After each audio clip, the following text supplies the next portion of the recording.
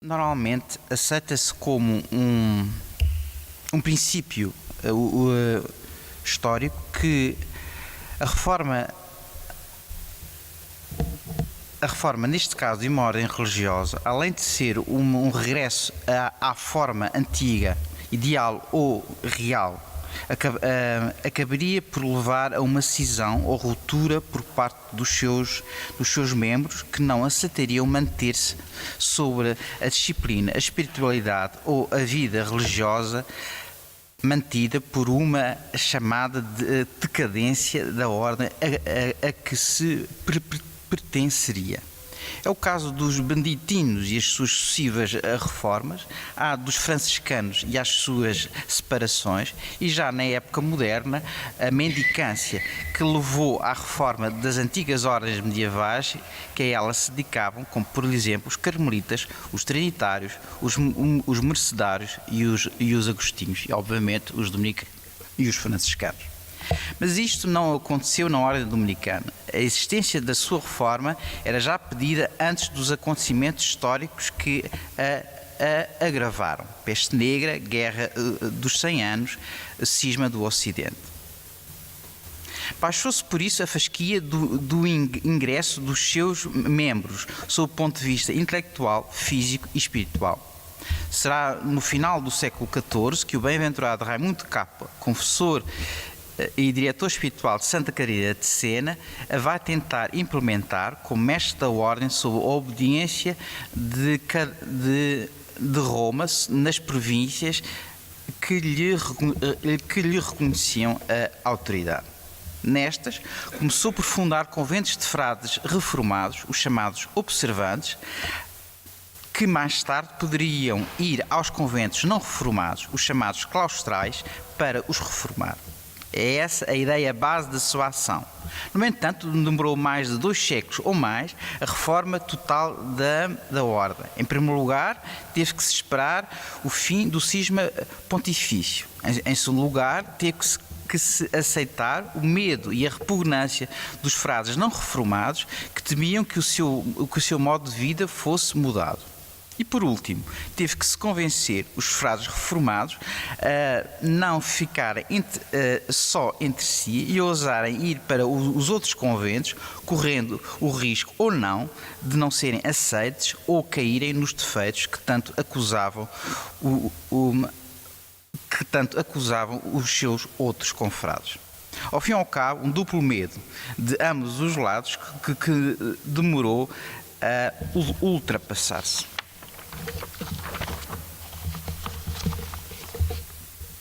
Como se vê, tem um processo longo e difícil. Desde o início, só sucessivos mestres da ordem quiseram implementar, não o conseguindo muitas vezes, ou então apenas provisoriamente. Os conventos observantes reuniam-se em congregações sob um vigário geral ou provincial, havendo 2 disciplinas, a dos reformados e a dos claustrais. Na Itália e na Península Ibérica, as congregações uniram-se às províncias no princípio do século XVI.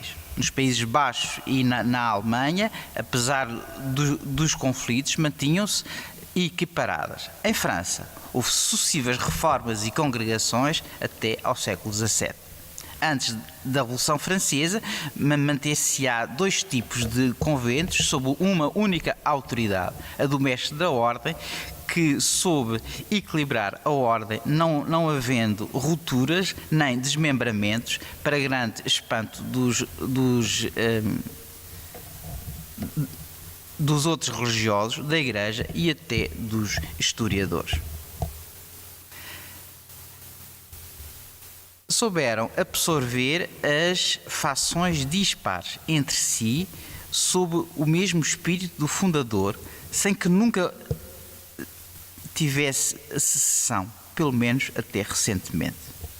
Desde que passou a existir novamente um só mestre após o fim do cisma do Ocidente, a sua formação a sua função nunca foi discutida nem recusada. Pelo contrário, houve uma acentuada centralização da sua atuação segundo as práticas da Cúria Romana e dos Estados Nacionais.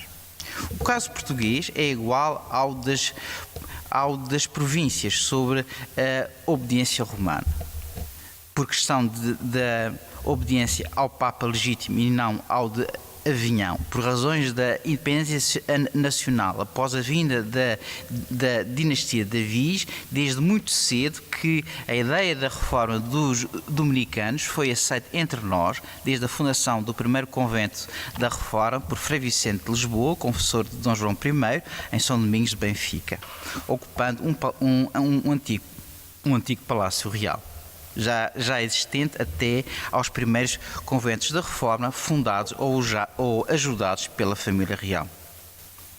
Nossa Senhora da Misericórdia, em Aveiro, São Domingos de Vila Real, Nossa Senhora da Piedade, em Azeitão, Nossa Senhora da Consolação, em Abrantes, Nossa Senhora da Luz, em Pedrógão e Nossa Senhora da Serra, em Almeirim.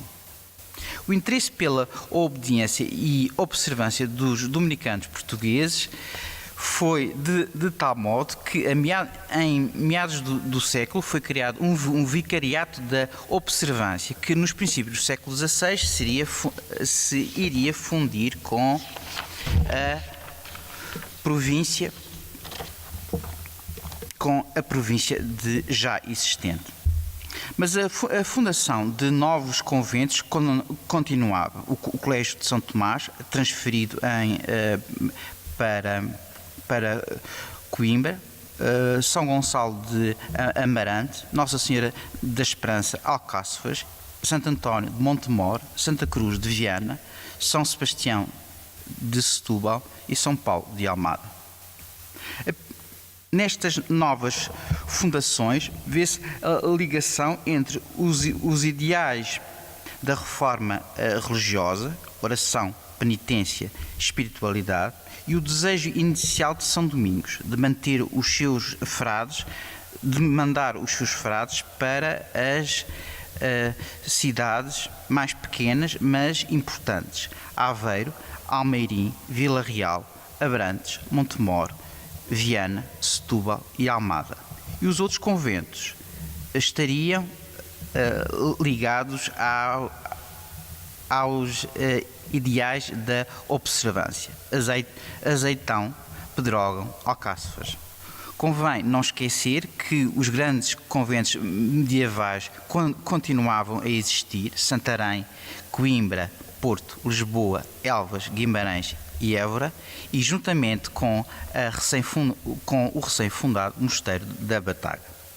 É neste ambiente reformador, exigente espiritual e conventualmente, que vamos encontrar os dois casos de vocações escolhidos, os dois casais que se separam para entrar na vida religiosa e dominicana: os quarto condes do Vimioso, Emanuel de Sousa Coutinho, e sua mulher, Dona Madalena de Vilhena. Em ambos os casos, além de um eventual apelo de Deus, podem-se descortinar razões financeiras e económicas.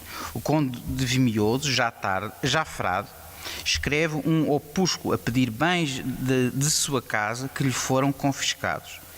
E a mulher de Frei Luís de Sousa, já monja, partilha os seus bens em favor do seu genro, casado com uma filha do seu primeiro casamento com Dom João de Portugal, neto do primeiro conde e, por isso, primo direito do futuro frade. Há então uma rede de relações sociais, familiares e espirituais entre os dois casais. Os condes do Vimioso são proeminentes na nobreza portuguesa do século XVI, descendentes do primeiro duque de Bragança e, por isso, parentes da Casa Real, corajosos nas batalhas, pois tiveram 5 varões na batalha de Alcácer Quibir e dedicados às letras pelo seu contributo para a poesia portuguesa nas duas línguas usadas nos cancioneiros e manuscritos, distinguem-se, pois, pelo seu sangue, pelas artes e pelas letras. O primeiro conde, Dom Francisco de Portugal, para além de uma carreira pública em África e na corte, ainda participou no cancioneiro de Garcia de Rezende, com as chamadas sentenças do conde de Vimioso, publicadas novamente por seu neto. Casou 2 vezes e das quais destacamos dois filhos, o seu sucessor, Dom Afonso II Conde, e Dom Manuel de Portugal. Este último, Dom Manuel de Portugal, também casado 2 vezes, terá uma obra poética conhecida e estimada, de tal modo que alguns sonetos foram atribuídos a Camões, que lhe dedicou uma ode. Viajou por Itália, foi amigo de Sá de Miranda, que lhe dedicou também 2 éclogas, e equilibrava em si mesmo o amor das letras e das armas, pois os seus 2 filhos foram com o rei Dom Sebastião a África, morrendo lá Dom João de Portugal, o primeiro marido de Dona Margarida de Vilhena. Tido como um autor espiritual, escreve um tratado de oração que foi recentemente reeditado em Lisboa em 2010. E fundou ainda um convento de franciscanos arrábidos perto de Santarém, uma das muitas reformas da Ordem de São Francisco. O seu filho é tido como morto e a sua nora casa com Manuel de Sousa Coutinho, o futuro Frei Luís de Sousa. Dom Afonso de Portugal, segundo conde de Vimioso, poliglota, poeta, conselheiro do rei, morre em Alcácer Quibir. Da sua descendência, 2 filhos são dignos de menção. Dom Francisco de Portugal, terceiro conde, partidário do prior do Crato, segue-o no exílio, mas morre na expedição aos Açores. Camilo Castelo Branco narra as peripécias da sua vida na segunda parte do romance Eusébio Macário, chamado Sentimentalismo e História, Lisboa, 1879. Dom Luís de Portugal, terceiro conde de Vimioso, que segue, e Dom João de Portugal, seu irmão. Entra nos dominicanos, estuda em Salamanca, torna-se num dos grandes teólogos especulativos, especialmente nas questões da graça. Escreve sobre esse assunto um primeiro volume, só um primeiro volume. Provincial de Portugal, enquanto prior de São Domingos de Benfica, recebe a profissão religiosa de Frei Luís de Sousa e mais tarde será bispo de Viseu. Finalmente, ao 4º conde de Vimioso, Dom Luís de Portugal, não era estranha a vocação e a exigência de uma vida religiosa. Muito novo, decide entrar no convento da Arrábida. Foi impedido por seus pais. Nas perturbações de 1580 é preso em Castela juntamente com a mãe e os irmãos devido ao partidarismo de Dom António, prior do Crato. São libertados ao fim de alguns anos e alguns dos seus bens patrimoniais da sua casa são-lhe devolvidos. Será o conde de Mioso que entrará juntamente com a sua mulher na Ordem Dominicana. Entra em São Domingos de Benfica, é mandado para o convento de São Paulo da Almada e mais tarde para Évora, onde morre em 1637 com 82 anos de idade. A condessa fundará o Mosteiro do Sacramento em Lisboa. Como podemos verificar, os laços que unem espiritualidade, política e literatura são bastante fortes. Frei Luís de Sousa, cuja história militar e civil é bastante conhecida,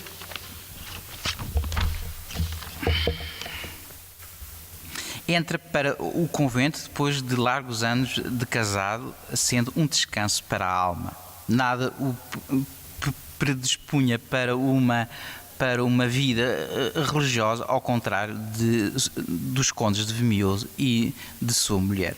Dona Madalena de Vilhena descendia de uma família rica em bens em Lisboa e principalmente em Almada, onde estava estabelecida a sua família e onde viveram também os seus dois maridos, provenientes proeminentes na vida citadina, como membros da sua classe. Sua mãe teria sido denunciada à Inquisição por um primo como suspeita de heresia, tal era o seu zelo espiritual e religioso. A formação espiritual que recebeu leva a aceitar o santo divórcio e renuncia facilmente aos seus bens e entra no mosteiro do Sacramento, fundado pela Condessa de Vimioso, com uma das suas netas. Aí desfaz-se de tudo por razões de partilhas e da profissão religiosa. Manuel de Sousa Coutinho, depois de uma vida agitada, militar e literariamente, aceita o convento já com 30 anos de casado. As suas inclinações literárias viam-se já em seu pai, autor de uma obra histórica, na publicação das obras de Jaime Falcão em Valência e depois já frade na biografia do Frei Bartolomeu dos Mártires, na história de São Domingos e nos incompletos anais de Dom João III. Ligações literárias, convivências sociais e espiritualismo exigente em comum levariam estes dois casais a separarem-se e a seguirem a vida religiosa. Caso raro, mas não impossível, com alguns antecedentes, mas sobretudo na vida religiosa feminina, onde as viúvas eram frequentemente acolhidas. Creio eu, ponto assente, referente à mudança de nome para Frei Luís, em homenagem ao conde de Vimioso, que se chamaria Frei Domingos do Rosário. Para ambos os casos, as condições socioeconómicas foram as principais, mas não seriam as suficientes. Cada vocação é sempre um apelo de Deus ao coração de cada um e cada um responde como pode ou como quer. Mas há vários tipos de vocação. Vocação por fervor ou por preguiça, por amor ou por ódio, por pobreza ou por ambição, por medo ou por desejo. Camilo Castelo Branco, ao longo da sua obra, apresenta-nos um grande tipo de vocações em Portugal, principalmente durante o final da época moderna e o início da época contemporânea, sobretudo no período anterior à extinção das ordens religiosas. É um testemunho literário e não histórico. Mas no qual podemos ver um espelho do que se pensava serem as vocações religiosas masculinas e femininas. Qual a parte de Deus e o seu seguimento e fidelidade é algo que em caso algum se pode verificar, registar ou autentificar como se fosse um documento. A vocação é um chamamento, pode definhar-se ou aprofundar-se conforme a vontade de cada um e o auxílio da graça de Deus em cada vida. Uma historiadora de Frei Luís de Sousa classifica a entrada em religião como um certo cansaço de determinado estilo de vida que começava a não ter sentido. No caso específico destes dois casais, é mais do que isso. A escolha de conventos reformados leva-nos a pensar que, para além de uma exigência do ponto de vista social e literário, ambos desejavam uma exigência de uma vida espiritualmente fervorosa e não facilitada. E assim podemos concluir com Agostina Bessa Luís, que no seu romance A Monja de Lisboa, que se passa num mosteiro dominicano, escreve: assim era a condição da velha nobreza, não insolente, mas reservada nos sentimentos, que não oferece levianamente. Só Deus lhe inspira confiança bastante para não ser mal frequentada. Entrar em religião para o nobre é uma maneira de não vulgarizar nem o coração, nem a imaginação. Muito obrigado.